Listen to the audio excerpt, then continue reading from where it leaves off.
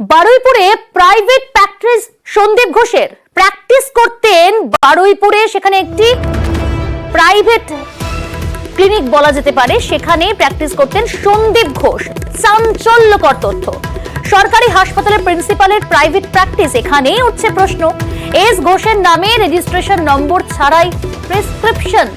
বারুইপুরের নমিতা সেবায়তনে বৃহস্পতিবার এই চেম্বার, কিন্তু কিভাবে চলতো এবং কিভাবে সেখানে প্রাইভেট প্র্যাকটিস করতেন সন্দীপ ঘোষ একজন সরকারি হাসপাতালের চিকিৎসক হয়ে, এই বিষয়ে জানবো। অর্পিতা রয়েছে। অর্পিতা, এই প্রশ্ন তো উঠবেই স্বাভাবিকভাবে যে সরকারি হাসপাতালের চিকিৎসক হয়ে প্রাইভেটে প্র্যাকটিস করতেন।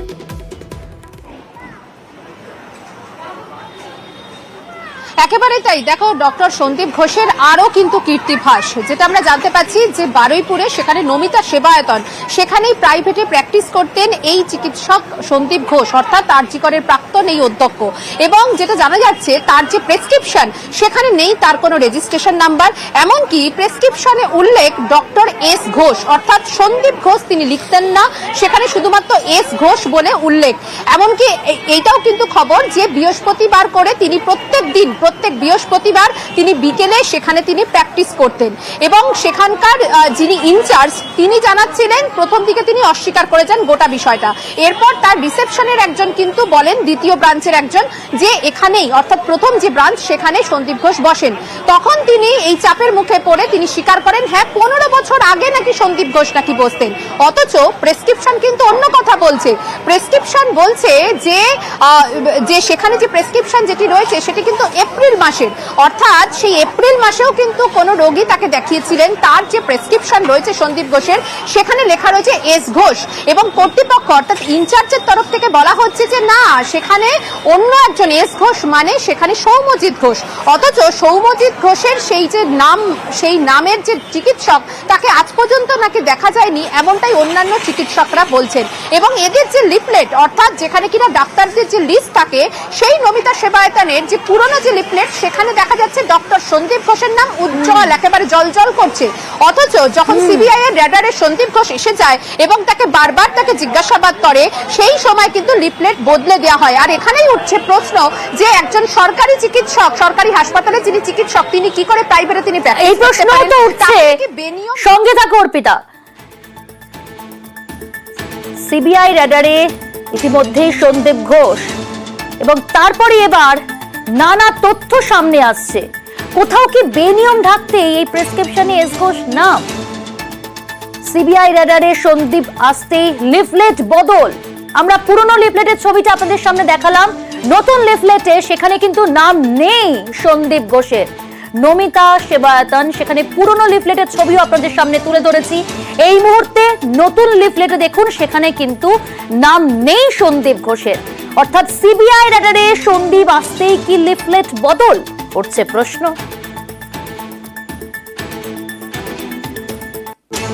আপনাদের এখানে এস ঘোষ অর্থোপেডিকের যিনি ডাক্তার, অর্থোপেডিক্সে ইনি বসতেন, রিসেন্ট পাস্টে তিনি গ্রেপ্তার হয়েছেন, সবটাই জানেন।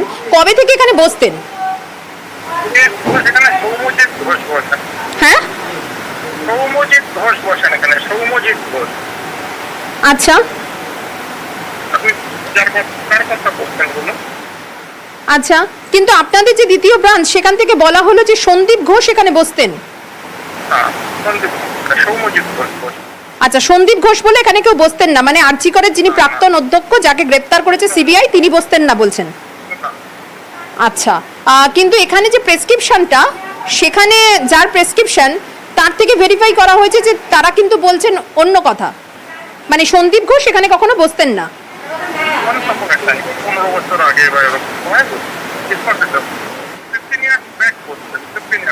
15 বছর আগে বসতেন। প্রাইভেটে উনি কি করে প্র্যাকটিস করতে পারেন? আমি তো ছিলাম না, যিনি শুনেছি আমি, তখন উনি 15 বছর আগে যখন বসতেন তখন তিনি কিছুই ছিলেন না, জাস্ট একটা এমএস অর্থোপেডিক ডাক্তার হিসেবে। হ্যাঁ, বলছি সন্দীপ ঘোষকে কখনো দেখেননি এখানে আসতে?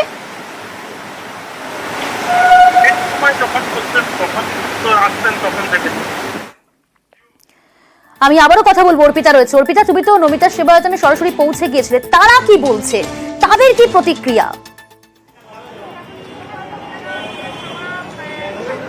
দেখো নমিতা সেবায়তনে যখন আমরা গিয়েছিলাম সেখানে আমরা গিয়ে দেখি যে দ্বিতীয় যে ব্রাঞ্চটি যেটি নতুন সেখান থেকে কিন্তু বলা হয় যে কুলপি রোডের ব্রাঞ্চে তিনি বসেন না, তিনি বসে যেটি কিনা স্টেশন সংলগ্ন যেখানে এলাকা, সেখানে যখন আমরা যাই অর্থাৎ যেখানে পুরনো ব্রাঞ্চ সেখানে কিন্তু একেবারে ঘুপছি ঘর, দোতলার সেই সিঁড়ি বেয়ে সেখানে ওঠা, এবং সেখানে যারা রিসেপশনিস্ট তাদেরকে যখন জিজ্ঞাসা করা হয় তখন তারা সম্পূর্ণভাবে সেই বিষয়টাকে অস্বীকার করেন এবং অনেকবার জিজ্ঞাসা করার পরে এবং যখন আমরা সেই 16ই মে যখন আমরা প্রেসক্রিপশন দেখাই এক রোগীর তখন তারা বলেন যে ইনচার্জের সঙ্গে কথা বলতে, কিন্তু ইনচার্জের নাম্বার বা ইনচার্জের নাম তারা কিছুই বলতে চাইছিলেন না। অবশেষে অপেক্ষা করতে করতে শেষ পর্যন্ত যখন আমরা ইনচার্জের সঙ্গে ফোনে যোগাযোগ করি তখন কিন্তু তিনি পুরোপুরি ডিনাই করে দেন। প্রথম দিকে তিনি অস্বীকার করেন, কিন্তু যখন আমরা বলি যে সিবিআই সূত্রেও কিন্তু এটাই খবর যে সেখানেই বারুইপুরে এখানেই কিন্তু টাওয়ার লোকেশন দেখা যাচ্ছে এবং এখানে প্রেসক্রিপশন রয়েছে, আপনাদের এখানকার অ্যাড্রেস রয়েছে, তাহলে কি করে সম্ভব যে এখানে সন্দীপ ঘোষ বসতেন না বা তিনি প্র্যাকটিস করতেন না? তখন তিনি বলেন যে 15 বছর আগে নাকি বসতেন, অথচ তুমি দেখতেই পাচ্ছ যে প্রেসক্রিপশন এক্সক্লুসিভলি তুমি দেখতে পাচ্ছ সেখানে কিন্তু 16ই মে সেখানে ডেট রয়েছে এবং তার মানে সন্দীপ ঘোষ কিন্তু এই রিসেন্ট চলতি বছরেই তিনি সেখানে গিয়েছেন। একদমই সঙ্গে থাকো অর্পিতা, তুমি তো নমিতা সেবায়তনে পৌঁছে গিয়েছিলে, তারা কি বলছেন শুনুন।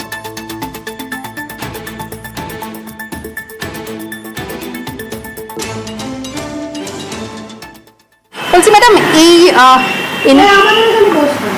আপনাদের এখানে বসতে না তো কোথায় বসতে ম্যাডাম? এখানকার প্রেসক্রিপশনে দেখছি নমিতা সেবায়তন লেখা, এখানে বসতাম কোথায় বলতে পারবো না। এই দেখুন আপনাদের এখানকার প্রেসক্রিপশন যে নমিতা সেবায়তন এবং অল ডিটেলস এই গ্রুপ এখানে বসতেন। না না আপনাদের কি অন্য কোথাও কোনো ব্রাঞ্চ আছে? না, আপনাদের ব্রাঞ্চ নেই অন্য কোথাও? কিছুক্ষণ আগে একজন ভদ্রলোক ছিল তিনি বললেন যে- ওখানে গেছিলেন তো? হ্যাঁ, তো আপনি যখন জানেন তাহলে কি আপনি ডিনাই করছেন? না না, ওখানে যখন গেছিলেন ওখানে কি বলেছে? ওখানে যেটাই বলুক আপনাদেরকে জিজ্ঞাসা করতে। এখানে বসতো না, এইটাই বসতো না, এখন ওটাই বসতো কিনা আমি জানি না। আচ্ছা, আপনাদের এখানে এক ভদ্রলোক ছিল তিনি বললেন যে এখানে বসতেন। কোথায়? এখানে? না না, এখানে বসতো না। মানে এখানে মানে এর যে ব্রাঞ্চটা রয়েছে সেখানে বসতেন। ওখানে বসতো কিনা আমি জানি না। সন্দীপ ঘোষ যেখানে প্র্যাকটিস করতেন তা নিয়ে কি প্রতিক্রিয়া উঠে এলো শুনুন। উনি যেখানে আসতেন বৃহস্পতিবার করে আসতেন, বৃহস্পতিবারই আমাদের দোকান বন্ধ। মানে আপনি ওদের লিস্টে বুঝতে- ছিল, ওদের লিস্টে ছিল, লিস্টে ছিল, সেই লিস্ট এখন চেঞ্জ হয়ে গেছে। মনে হয় চেঞ্জ হয়ে গেছে। মানে এখানে আসতো মানে কোথায় বসতেন উনি? নমিতাতে তো ওনার পুরোনো লিস্টে তো ওনাদের নাম ওনার লিস্টটা পাল্টে দিয়েছে, এটা নতুন লিস্ট। যেহেতু নতুন লিস্টে এখন নেই, আগে বসতেন না, এখন বসেন।